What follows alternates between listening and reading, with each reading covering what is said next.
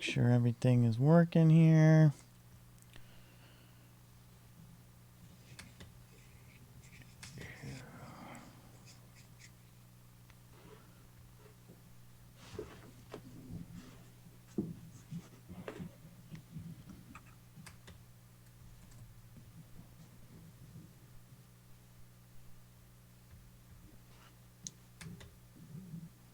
Sorry, just give me 1 second.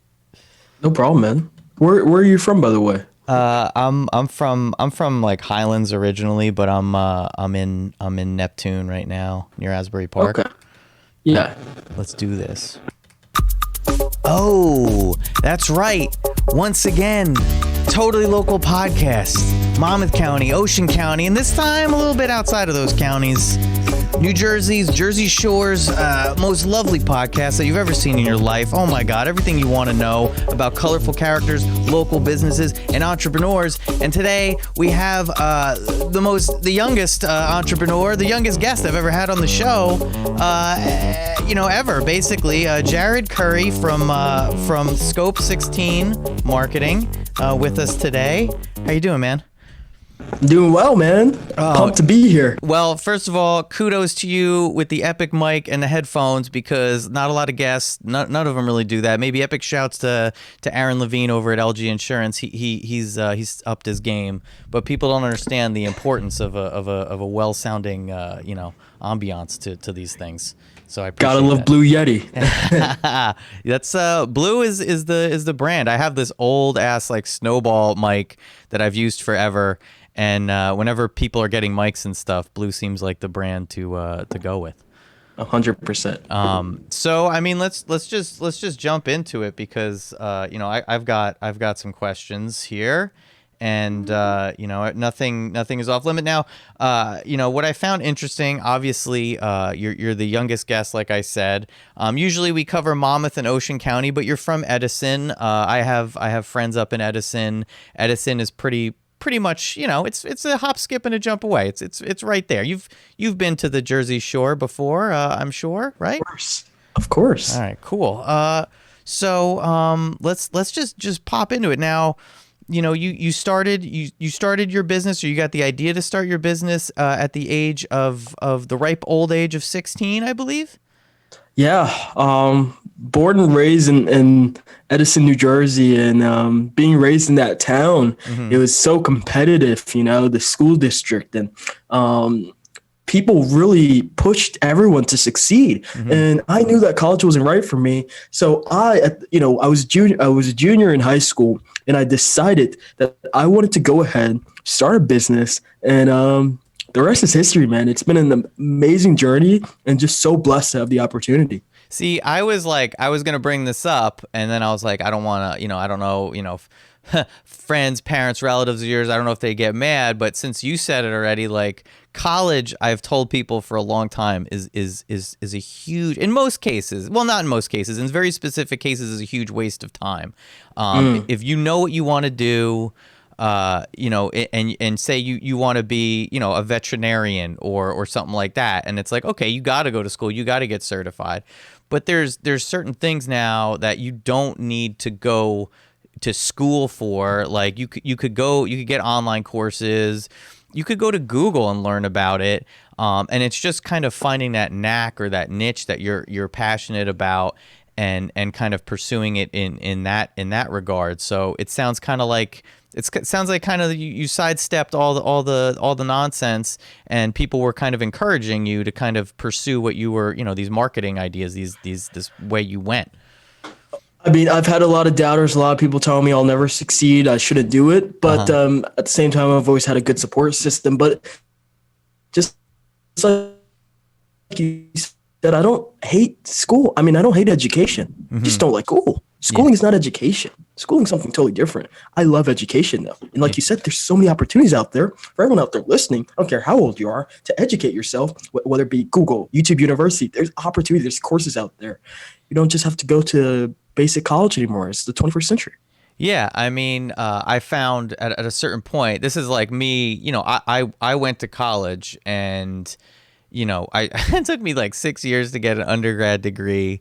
Luckily, that my degree was in media arts, which is like a super vague title. Like I went into a lot of job interviews, and they'd be like, "Oh, you do photography?" I'm like, "Yeah, sure, I do photography." They're like, "Oh, you do websites?" I'm like, "Yeah, I do websites."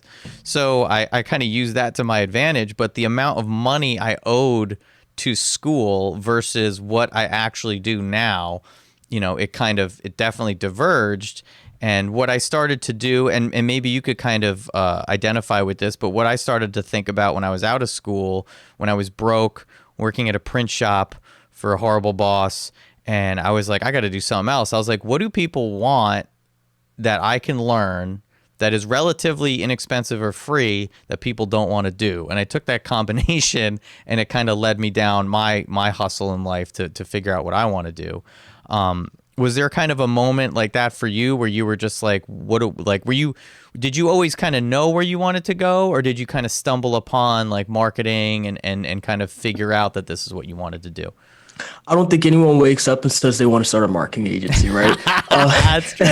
Very true. But for everyone out there listening, when I always knew, and some of you guys might relate for everyone out there listening, I always knew that I had this knowingness that I was destined for something greater, that I wasn't meant to live a life with a 9-to-5 job. I wasn't destined for that. That wasn't for me. Yeah. I knew that deep inside that I was here on this earth and I had a massive purpose in life, and everyone out there does. Some people just don't realize it. Mm-hmm.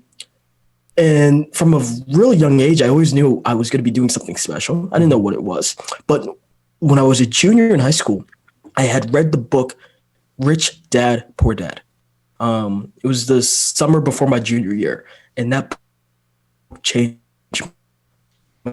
my life. And that's what told me, this way, I'm going to business. I'm going to make sure that I can generate wealth so that I can live the life that I want. And the marketing agency is just a stepping stone. It's just a stepping stone. It allows me to generate a lot of cash flow really quickly without that much capital to invest. And that's why I started this agency, to be honest. So when you first started out, who were your first clients, and how did they look?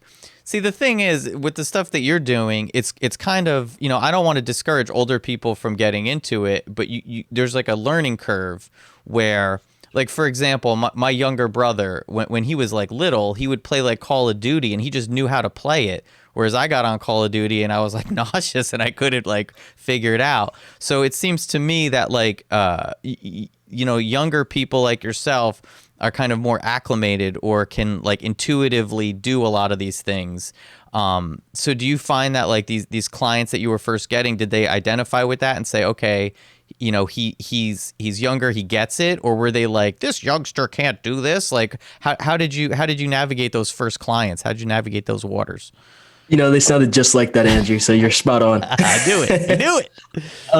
In all seriousness, it was a mix of both. We had some people. One of my first clients, Metuchen Taxi in Metuchen, Jersey. They were one of my first clients. Awesome people over there, and now I deal with a totally different type of clientele. But they were my first, and at first they were like, "Whoa, can they do this?" But I walked in there. Came off the street with a suit on. Me and my old business partner, Suyash, came off the street with a suit on, and I walked into the office and asked them if we could show them our system that will help them get more business. Mm-hmm. And, it just shocked them. We were young, we had suits on, and we knew what we were talking about. So once we got in the door, once people allowed us and they opened up a little bit and they allowed us to show them what we had to bring to the table, they were all for it. They were game. Nice. But of course we had those people that wouldn't even have a meeting with us. We had one guy, we walked in, he laughed at us. We had to leave. I won't mention his name. That's good. That's fair of you. So as far as coming up, is it like a numbers game where you get a list of prospects together and you were just kind of hitting the pavement and like going to a bunch of businesses? Like everything in life, it's just persistence beats resistance. I love that. And, that stuck with me for a long time, that phrase. And it just, when it came down to getting prospects, I had to cold call. Every day after science class, absolutely failed that subject in school. I think I got like a D, like the fourth quarter, and like a F. It was a mess. I failed that class, but after that class, I went home. It was like the last class of my day. I still remember it. I went home and I was just cold calling. I didn't do any homework. I didn't do anything. I cold called businesses. From the time I went home until it was late at night, I used to, because I got out of school a little later, 3:00. Most businesses owners are kind of out of the office. I was cold calling California because of the time difference. Yeah. And, just bang, dialing, man. Just had to put in the work. So what is like, as far as like, failing, I could identify with failing classes in high school, a lot. So how did your family, friends, like loved ones, like how did they react to like, maybe you weren't doing so great in high school, but you had this ambition to start your own company? How were they kind of reacting to that? Were there people like who were encouraging you to do this? I encourage myself. Uh-huh. I learned at a young age that sometimes you just got to motivate yourself. You can't rely on other people, and you can't care what other people say. Mm-hmm. I don't care. I didn't care what other people were telling me to do. Hell yeah. Like my teachers, my guidance counselors, you got to do this. You're not going to succeed, blah, blah, blah. I wanted to say so many things to them, but I'm not going to go Jersey mode on them right now. It was it was primarily myself kind of telling myself, hey, I need to do this. And of course, my mom wanted me to go to school. My dad, he owns a business, so he was a little bit more nonchalant about it. But still, they wanted, I need me to focus a little bit more on school, but I didn't care. So as far as I could identify with that. I had this guidance counselor, Mrs. Cox was her name. And for some reason, she didn't want me. I wanted to go. What I kept telling her as kind of a joke, I was like, I want to go as far away as possible from here. So like I applied to a couple different schools. I applied to in Arizona and New Mexico. And for some reason, she was discouraging me to do that. And I never understood why. But like I had this voice kind of in the back of my head that I just needed to get the hell out and do what I wanted to do. So I could totally identify with that. Now, when you're starting with this business, like what are some of the, there's a lot of entrepreneurs out there, young, old, in between, whatever. What are some of the first kind of roadblocks or some of the first hardships that you had to kind of go through, and what can you tell people about how to avoid like frustrating things that happen when you're an entrepreneur and running your own business? Yeah, great question. Well, first thing I want to say, it's mindset. Gary Vee, Edison native, amazing, successful entrepreneur, said, "You're gonna die. You're gonna die," and that's motivation. That is motivation to go out there, not care what other people say, not care about all the hardships, because on your deathbed, Andrew, and for everyone out there listening, did I live? Did I truly live the life that I wanted to live? And some people aren't going to have that opportunity to say, yeah, I did. So I want to be the one. I don't know about everyone out there listening, but I want to be the one who says, I did what I wanted to do, and I lived the life that I wanted to live. Yeah. And I didn't care about all the mistakes I made, because that made me who I am. And that is a part of my life journey, So that's one big thing, is just mindset. Yeah, that's great. I mean, I wish I had that focus, motivation, and foresight at your age to kind of pursue what I wanted to pursue. It took me a little longer, but that's awesome. I wonder, as far as when you're working with your clients now, from what I understand, you're kind of teaching them, coaching them, or you have a course in order to show them kind of how to run or market their business, as opposed to you doing it for them. Is that right? Or do you kind of offer both? Do you offer coaching, and then also do you take stuff on? So we have two different programs at Scope. We have our Blackhawk program, where we do the actual work for them. And then we have our coaching program, right, where we teach people how to fish so that they can eat for a lifetime. Yeah. So we have our coaching program, and that's more so for brands that are kind of getting started. Don't know a lot, to be honest with you. So they don't have a lot of data. So it just makes more sense for us to teach them rather than do it for them. Are you dealing with now like people in Jersey mostly, or like you said, are you still dealing with like people out of state, different states, as far as helping them market, or teaching them how to market? Oh yeah, we don't really have a lot of clients in Jersey. Uh huh. I don't know, this just worked out that way. Yeah. But we have international clients, Canada, UK, Australia, New Zealand. We're international, right? So it's because it's online, right? It's digital. So Mhm. we kind of just go with the flow. That's Whoever awesome. comes to us, that's who we work with. That's so great. That's the way to do it. And as far as like, I don't know, there's people out there that have 5, 10, 15-year plans, and they're all about that life. And I don't have that. Maybe I should. I'm kind of old though, so maybe it's too late for me. But do you project that far out, as far as like where you want to be in 5 years, 10 years, 15 years? I do. I do. I'm big into writing down my goals. If you write down your goals, you're, I think, 40% more likely to achieve them. Wow. So I'm big on envisioning stuff and, future pacing and stuff like that. Hmm. So I do.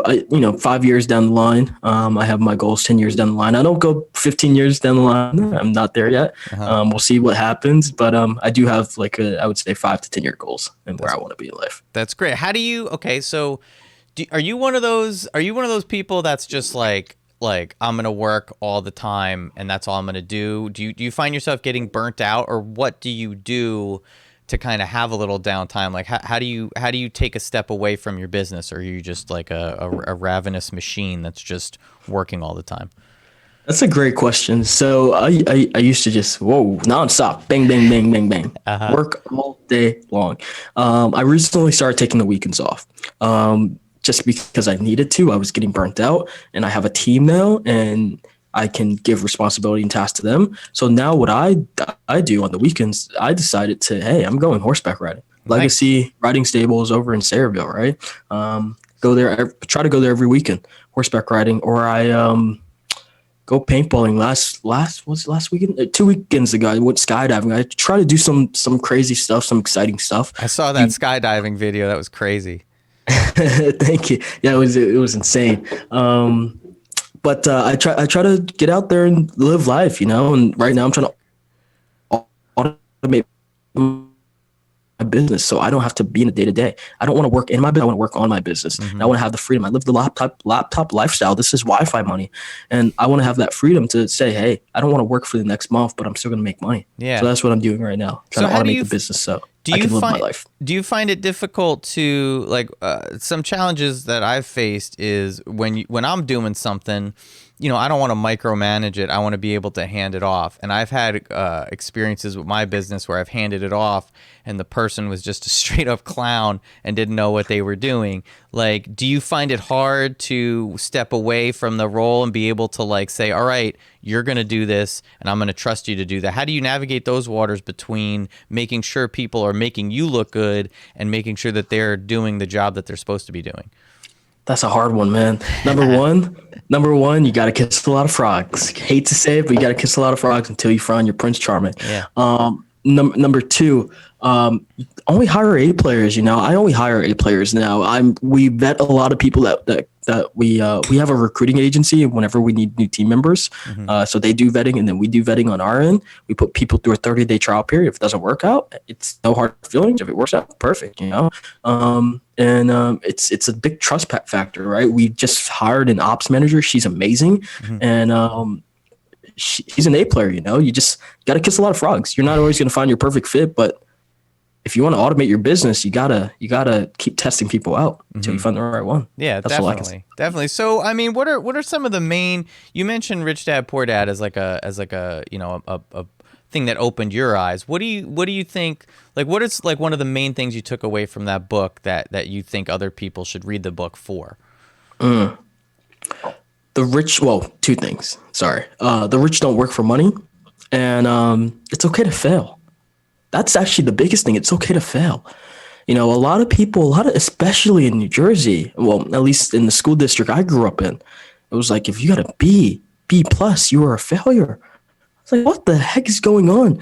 It's okay to fail. It's okay to make mistakes. And the more and more people can realize that, the more likely they're going to be to take risks. The more likely they're going to be to do what they actually like to do. A lot of people are scared to fail. They're scared to make mistakes, and that holds people back. Mm-hmm.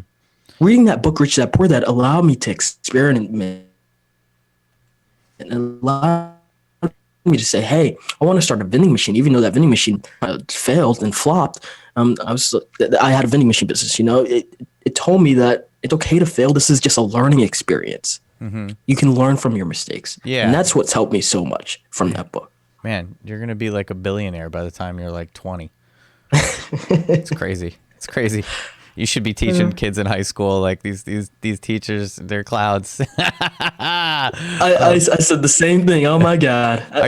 Do you do like speaking engagements? Do you go places and talk to people? Because you'd be great at that.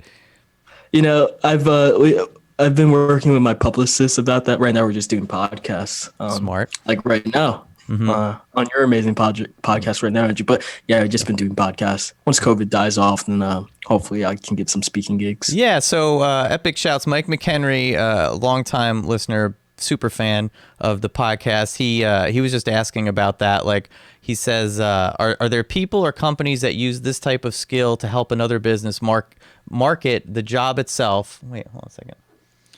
Could you use this type of skill that you're using right now to help another business market itself to current and future employees? Meaning, like, in other words, make it feel better to work somewhere with a company. As far as a company being like fractured apart, how do businesses kind of, how would they use your skills to kind of market their business to kind of bring in more employees or make it seem or make them show that, like, it's safe enough to kind of work with them? I think that's kind of what he's getting at. Good question. Well, for a lot of whenever we hire employees, we have our team members give us testimonial videos actually of what it's like working with us. Oh, nice. And we go out there, we run, and what Facebook now, you have to do it in special ads category.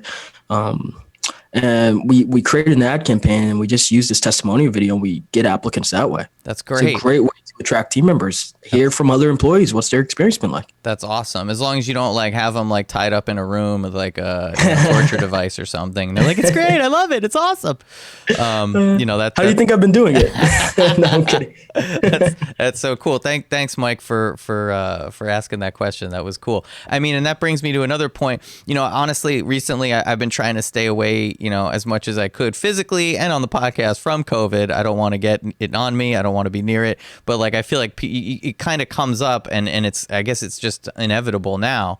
But when everything first hit, when the apocalypse was first upon us, like back in the spring, I was scared my business was going to suffer and decline. But what ended up happening was things kind of picked up in some interesting ways. Did you find that? Were you like ready to pivot as soon as things happened? Did you find business people were looking for your services more at that time, or was there a significant change?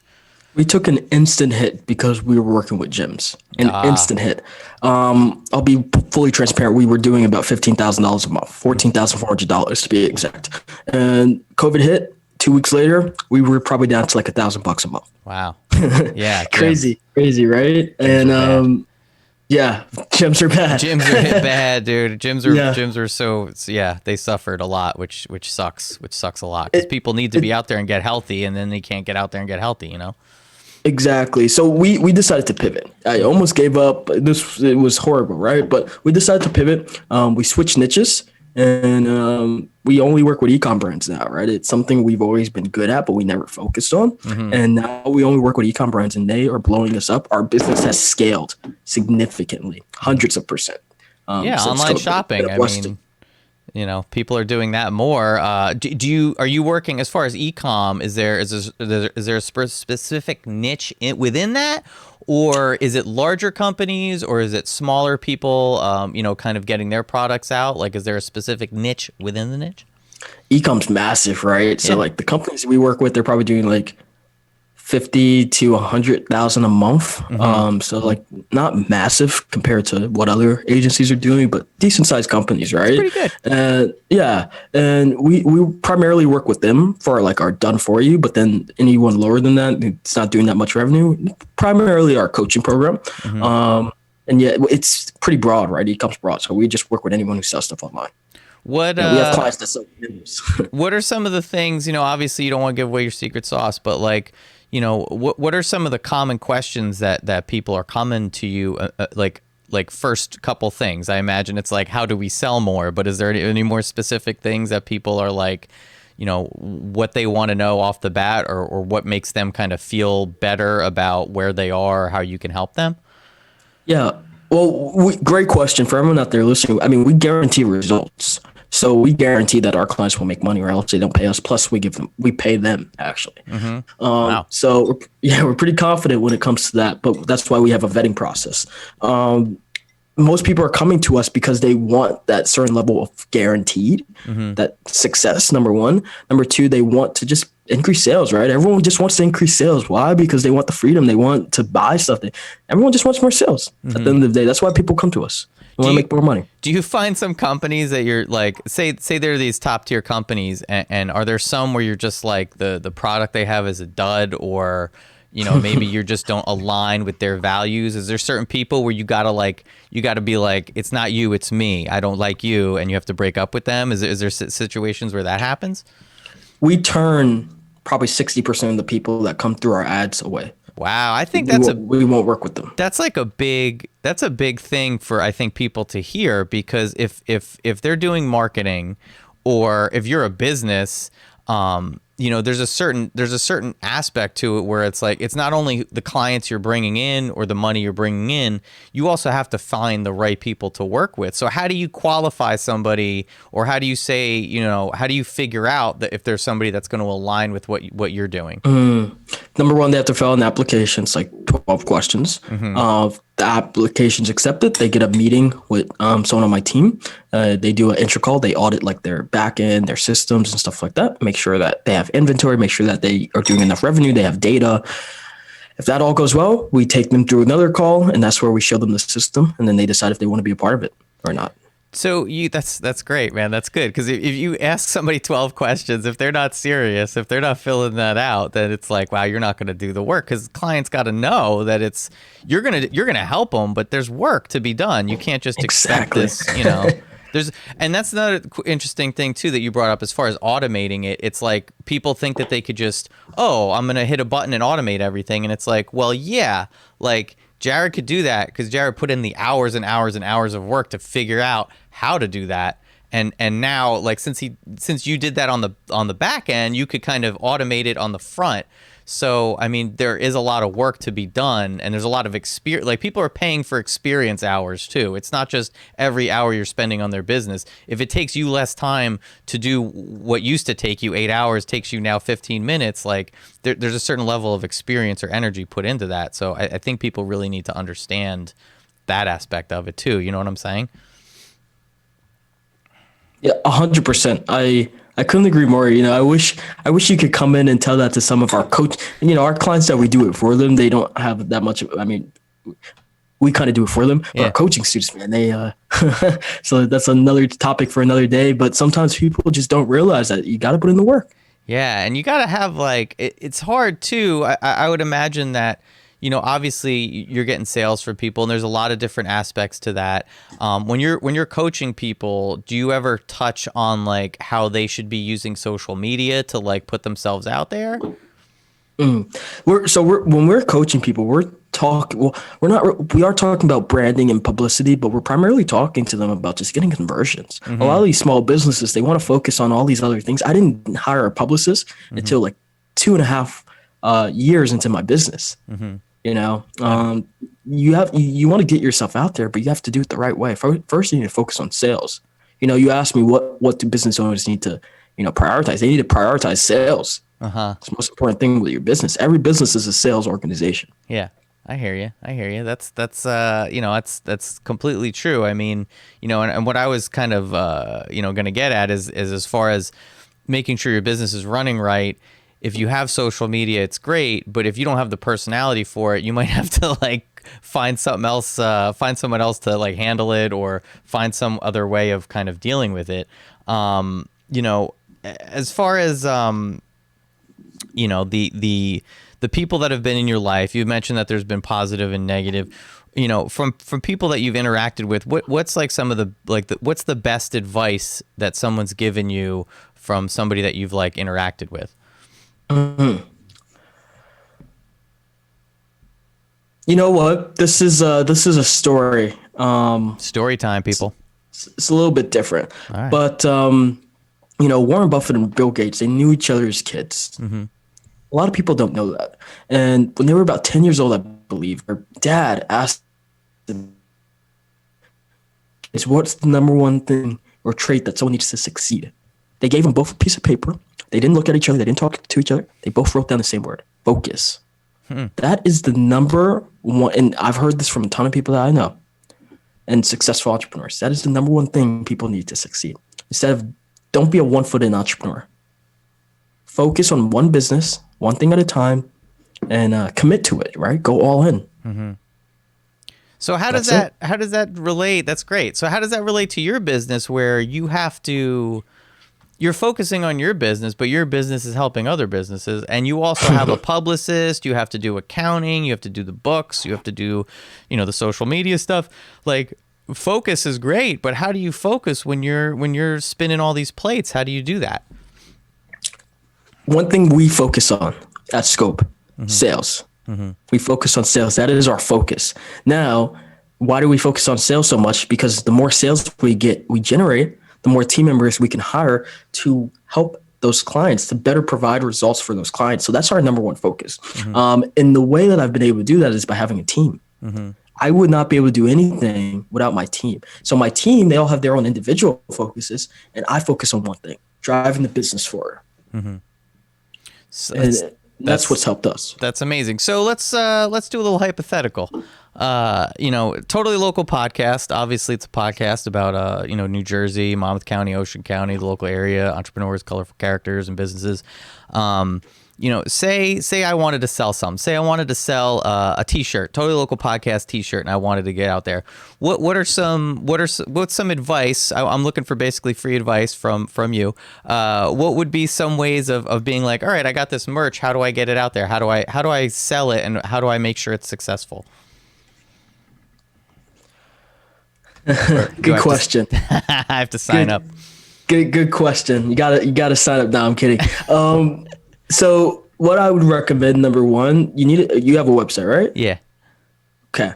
So really quick, for everyone out there listening, because this doesn't only apply to Andrew, right?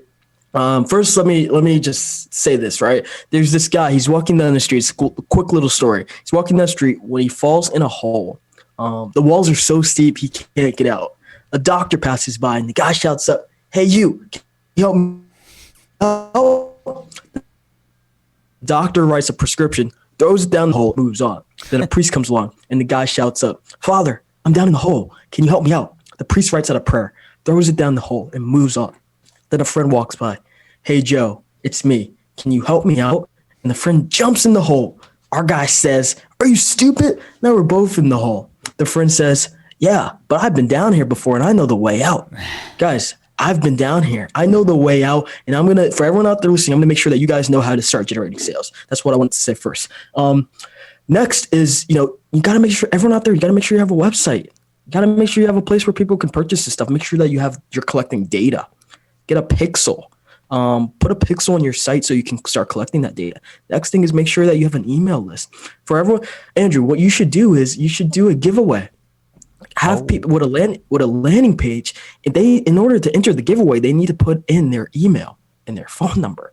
What's that going to do? It's going to allow you to collect all that data, and then you can use that data to target them in ads by using lookalike audiences, custom audiences, and sending those ads to your website to get them to convert. Boom. That's wow. There you go, Sales. people. That's great, man. That's awesome. And for people that don't know, when he's talking about a pixel, it's a Facebook tracking pixel, conversion pixels, stuff like that, right? So, Yeah. these are things where I'm sure you're dealing with bigger businesses, but for smaller businesses, especially now, like, I always talk about local businesses and colorful characters. Like in this time, that we're in, brick and mortar, it's a scary business to be in when you have a physical location and you don't get that foot traffic. People really need to consider, setting up their website. And if they have a website, they got to make sure that it's working for them. Like they're getting these sales. The holidays are here, so hopefully people are like, on top of it, because otherwise, they're going to be in trouble. They're not going to get people coming in the door, like they used to. So I think working with Jared here, like in that regard. That seems like a kind of a no-brainer. You need to figure this stuff out because if, especially now, I mean, it's December 1st today. Hopefully you have it figured out already. If not, get on it because it's super important. Just missed out on Black Friday, unfortunately. Yeah. But, how did that Christmas is go? coming up. How did that go with your clients Black Friday? Did you give them any kind of pointers or like, do you have any success stories as far as Black Fridays went? We ran our clients' campaigns. We had clients do like $12,000-$15,000 in a day. Wow. It was the biggest Black Friday that a lot of our clients have ever had in history. Everyone's at home. Uh-huh. Yeah, they're just sitting around. They're working off their turkey hangover, or tofurkey, whatever they're into, and sitting around on their computers, on their phones. Have you seen, as far as you're young, so you probably don't remember the good old days of just like straight up no smartphones, just all laptop stuff. But do you find that nowadays people are just mostly using their phone to buy things, or do you still see conversions via like a laptop or a computer or whatever? Oh yeah, we see a lot of stuff through computers. Still a decent percentage. You can't just forget about it. Mm-hmm. Phones, of course, everyone's on their mobile, but still a ton of conversions on your computer. Great thing about Facebook is do automatic placement. You don't have to worry about that stuff. Let the algorithm take care of it for you. How do you? This is something that I've found by working with people too. Is like, they don't understand. They don't have a it's funny when you ask somebody what's their budget. Like people don't have like a marketing budget. They don't even consider it because they're spending. They're just throwing money at other stuff. But like when you're talking to your clients, do you kind of tell them, or is there an equation that you use to let them know how much they should be spending a month on marketing? Percentage of your overall revenue, I hate that. 10%, I think. I hate that. Are you making money from your marketing? Great, spend more. That's the equation. I love it. That's great. Unconventional, but it makes sense. And Yeah. the reason why people say a percentage is because most people don't make money with their marketing. If it doesn't make money, it doesn't make sense. It's not marketing. It's not marketing without profit. That's why people sign up with us, because it just makes money. Yeah, man. So who cares about a percentage? That's awesome. Now you mentioned Gary Vaynerchuk, New Jersey hero to many. He's blowing up, all over the place. He's still blowing up. I remember when I read his, God, what's the name of that book I read all those years ago? I can't remember the name of it right now. It's totally escaping me. But he was talking about like blogs back in the day. He was talking about like Tumblr. He was talking about all these things. Now he's on TikTok. And he just kind of is always fluid. He's always moving around. Now there's a picture of you with him. Did you get is that like a photo op, or did you actually get to talk to him for a minute? Yeah, got to talk with the guy. Cool guy. Really nice. Really cool guy. And we talked about some marketing stuff. Just geeked out about it. That's cool. Crushing it. Also got the that's the name of the book. I couldn't think of it. Also got the photo out with him. Yeah. I mean, it's what it's, you got to get that. I mean, it's so funny. He was doing these TikToks with 2 Chainz like a couple weeks ago, and I'm like, man, I wonder if like 2 Chainz just called him up and was just like, yo, I need help, marketing stuff, because he was doing these like, after that he was just doing these random silly videos, which I'm like, that's brilliant. That's like what 2 Chainz should be doing. Like you got to be doing like content and pushing content out there and letting people know your personality, not only like educate people, but like you got to entertain a little bit, if you're going to do that stuff.